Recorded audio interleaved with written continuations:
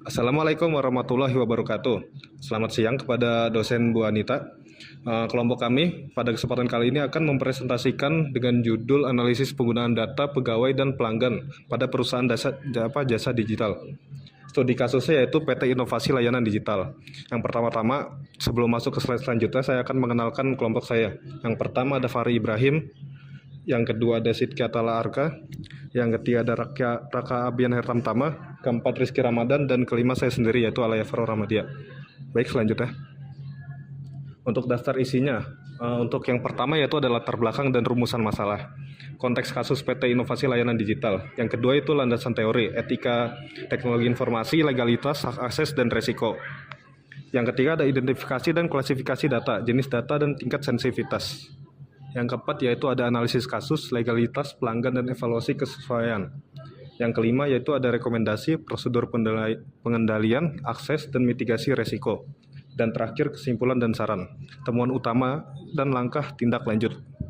Baik, selanjutnya. Nah, yang pertama itu adalah latar belakang dan permasalahan. Latar belakang ini diambil dari permasalahan-permasalahan yang ada di PT Inovasi Layanan Digital. Yang pertama yaitu data sebagai aset strategis. Organisasi semakin bergantung pada data untuk pengambilan keputusan layanan dan strategi pemasaran. Yang kedua yaitu kita mengacu pada Undang-Undang PDP Nomor 27 Tahun 2022 yang mewajibkan pengelolaan data pribadi secara legal, etis, dan aman, termasuk perlindungan data pelanggan perusahaan digital. Yang terakhir untuk latar belakang yaitu PT Inovasi Layanan Digital, perusahaan jasa pemasaran digital yang mengelola data identitas pelanggan, riwayat transaksi, keluhan, dan data pegawai. Terus yang untuk menjawab permasalahan dari latar belakang ini, yaitu kita menemukan permasalahan yaitu ada 5 poin. Yang pertama yaitu manajer pemasaran meminta staf IT menyediakan data pelanggan lengkap, nama, telepon, email, alamat, transaksi, dan keluhan. Permintaan dilakukan via pesan singkat tanpa surat resmi, tanpa persetujuan tambahan dari pelanggan, tidak ada reconsent. Yang keempat ada tanpa pencatatan akses, jadi tidak ada audit log dari untuk grand akses. Yang kelima yaitu sebagai data berasal dari pihak ketiga dengan situasi legalitas yang tidak begitu jelas. Nah, ini ada rumusan dan tujuan. Yang pertama ada rumusan masalah. Yang pertama yaitu apa saja jenis data yang dikelola dan bagaimana klasifikasi sensitivitasnya. Yang kedua itu bagaimana kesesuaian permintaan data terhadap aturan organisasi dan etika profesi TI. Yang ketiga, apa potensi pelanggaran, etika, dan resiko yang dapat timbul. Yang keempat, bagaimana mekanisme penggunaan data yang legal dan etis yang dapat direkomendasikan. Nah, untuk menjawab rumusan masalah kita ada tujuan-tujuan penugasannya, yaitu ada 4. Yang pertama yaitu mengidentifikasi jenis data dan klasifikasi sensitivitasnya. Yang kedua, menganalisis kesesuaian pengguna data dengan aturan organisasi dan etika profesi teknologi informasi. Yang ketiga yaitu mengidentifikasi potensi pelanggaran serta resiko legalitas dan operasional. Yang keempat, merumuskan rekomendasi mekanisme penggunaan data yang legal, etis, dan sesuai aturan. Untuk slide selanjutnya akan dijelaskan oleh teman saya. Oke, di sini saya ingin menjelaskan tentang landasan teori pada case base yang kami kerjakan ini. Yang pertama itu ada etika profesi, teknologi informasi, nilai dan prinsip moral profesional teknologi informasi, kejujuran, tanggung jawab, kerahasiaan, dan penghormatan privasi atau ACM dan IEEE. Terus yang kedua itu konsep data dan informasi. Data dikelompokkan berdasarkan sumber, internal atau eksternal, dan sensitivitas publik sangat rahasia untuk mengatur hak akses. Terus yang ketiga itu ada legalitas penggunaan data, yaitu ada Undang-Undang PDP Nomor 27 Tahun 2022, tujuan terbatas dan spesifik, reconsent jika tujuan berubah, hak subjek data untuk mengetahui, menarik, dan persetujuan. Terus ada yang keempat, hak akses dan otoritas, RBAC atau Role Based Access Control dengan prinsip least privilege dan need to know. Setiap akses data sensitif bagi tercatat di audit log. Terus yang terakhir itu untuk landasan teori, resiko penyalahgunaan data, dampaknya itu sanksi hukum yang terkena itu Undang-Undang PDP dan UU ITE, kerugian finansial, hilangnya kepercayaan pelanggan, dan kerusakan reputasi. Next. Oke, pihak yang terlibat dalam kasus ini itu yang pertama itu ada manajer pemasaran sebagai pemohon data atau inisiator permintaan tidak resmi. Terus yang kedua itu ada staf IT, pengolahan sistem data dan penjaga akses data. Terus ada pelanggan, pemeriksa data pribadi atau data subjek. Terus yang keempat itu ada pihak ketiga, sumber sebagian data dan calon penerima data. Terus ada pemimpin perusahaan sebagai penetap kebijakan dan penangguhjawaban evaluasi. Yang terakhir itu ada pegawai internal, pemilik data, pegawai kepegawaian, identitas, absensi dan kinerja. Selanjutnya akan dilanjutkan oleh teman saya. Dari data-data yang kita dapat dari PT Inovasi Digital, kita mengidentifikasi dan klasifikasi mengacu pada kerangka manajemen keamanan informasi yang berasal dari publik, internal, rahasia, dan sangat sensitif sesuai dengan UU PDP pasal 4 dan ISO dan IEC 27001. Yang pertama untuk data identitas pelanggan yang sensitivitasnya pribadi yang memiliki akses yaitu customer service dan staff IT.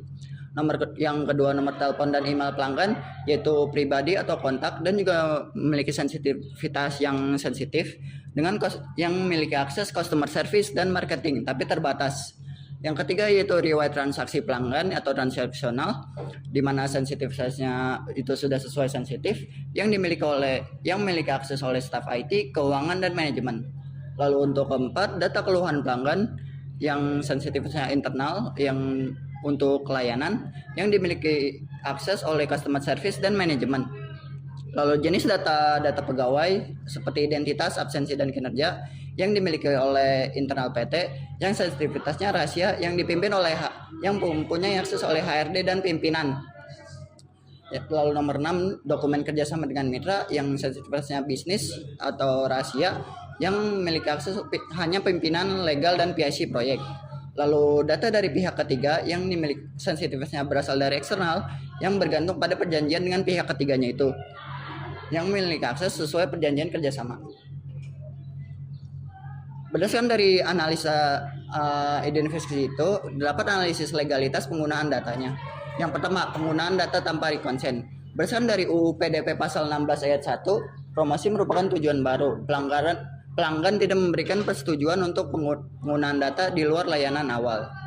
Lalu nomor 2, berbagi ke mitra tanpa perjanjian yang berdasarkan dari UU PDP pasal 27 dan UU ITE pasal 26. Rencana berbagi data kepada mitra eksternal tidak dilandasi data processing agreement atau DPA tertulis yang sah. Lalu untuk nomor 3, data pihak ketiga dengan legalitas yang tidak jelas berdasarkan dari UU PDP dan prinsip lawfulness. Sebagian data diperoleh dari pihak ketiga. Organisasi bertanggung jawab atas legalitas seluruh data yang dikelolanya. Lalu untuk yang terakhir nomor 4, melanggar prinsip purpose limitation yang berdasarkan dari UU PDP dan ISO IEC 27001. Data dikumpulkan untuk layanan operasional, penggunaan untuk promosi produk baru yang melanggar pembatasan tujuan. Oke, selanjutnya ada slide identifikasi pelanggaran yang dilakukan oleh PT Inovasi Layanan Digital. Yang pertama itu permintaan data user tanpa dokumen resmi dan legalitas dari lembaga. Yang selanjutnya, data user digunakan untuk promosi tanpa persetujuan ulang dari user. Yang selanjutnya ada berbagi data ke mitra tanpa perjanjian yang sah. Terus penggunaan data pihak ketiga tanpa legalitas yang jelas. Selanjutnya tidak ada pencatatan akses data atau audit log. Kurangnya pemahaman pegawai tentang kebijakan data, tidak ada persetujuan dari data owner, dan yang terakhir tidak ada dokumentasi persetujuan dari pimpinan. Selanjutnya, resiko dan dampak penyalahgunaan data yang dilakukan oleh PT Inovasi Layanan Digital. Yang pertama itu ada resiko hukum. Sanksi administratif dan pidana berdasarkan UU PDP pasal 57 sampai 67 dan UU ITE pasal 26, yaitu denda hingga 2% pendapatan tahunan.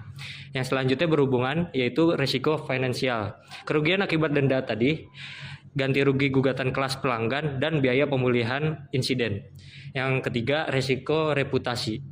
Hilangnya kepercayaan pelanggan terhadap PT Inovasi Layanan Digital, brand damage, dan kehilangan mitra bisnis. Yang terakhir yaitu resiko operasional, kebocoran data, manipulasi data, dan hilangnya integritas sistem dan gangguan layanan. Selanjutnya. Berdasarkan evaluasi kesesuaian tindakan yang dilakukan oleh PT Inovasi Layanan Digital, yaitu yang pertama ada di prosedur. Permintaan data secara lisan tanpa surat resmi melanggar prosedur standar yang mengharuskan permintaan antar divisi dilakukan melalui mekanisme formal yang terdokumentasi.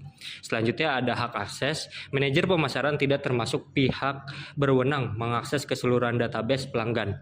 Prinsip need to know and least privilege dilanggar. Selanjutnya ada persetujuan, yaitu tidak adanya re-consent dari pelanggan menjadikan penggunaan data untuk promosi bertentangan langsung dengan kebijakan internal dan UU PDP.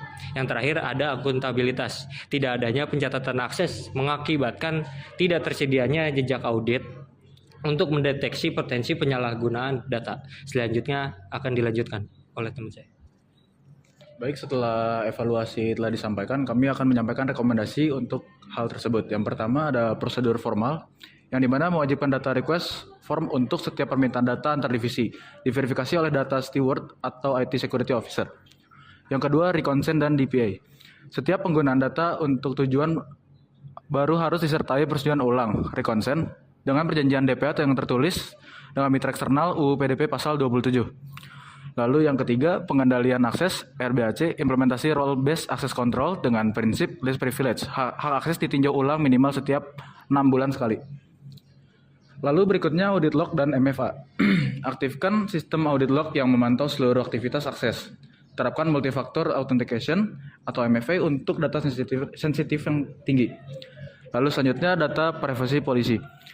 Susun kebijakan perlindungan data pribadi yang komprehensif. Sosialisasikan kepada seluruh pegawai minimal 1 kali per tahun. Lalu yang terakhir, data protection officer. Angkat DPO yang mengawasi kepatuhan regulasi, menangani keluhan subjek data, dan menyediakan saluran whistleblowing yang aman. Selanjutnya.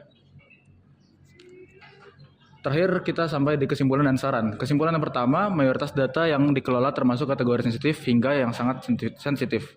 Lalu yang kedua, permintaan manajer pemasaran tidak sesuai aturan dengan tanpa dokumen resmi, tanpa reconsent, dan tanpa audit log. Lalu yang ketiga, teridentifikasi 8 pelanggaran etika dan legalitas yang berpotensi menimbulkan sanksi UU PDP. Lalu yang keempat, risiko mencakup sanksi pidana administratif, kebocoran data, dan hilangnya kepercayaan pelanggan. Saran yang kami berikan adalah segera susun dan sahkan kebijakan perlindungan data pribadi secara komprehensif. Lalu yang kedua, kembangkan mekanisme reconsent yang mudah diakses untuk pelanggan. Lalu yang ketiga, perkuat implementasi RBAC dan pemantauan audit log. Lalu yang keempat, angkat data protection officer yang kompeten. Yang kelima, seluruh kerjasama dengan pihak ketiga wajib dilandasi DPA sesuai UU PDP. Lalu yang terakhir, lakukan sosialisasi kebijakan perlindungan data kepada seluruh pegawai minimal 1 kali per tahun dan saat onboarding pegawai baru. Kami rasa sekian untuk pemaparan hasil diskusi kami. Mohon maaf apabila ada kesalahan kata. Wassalamualaikum warahmatullahi wabarakatuh.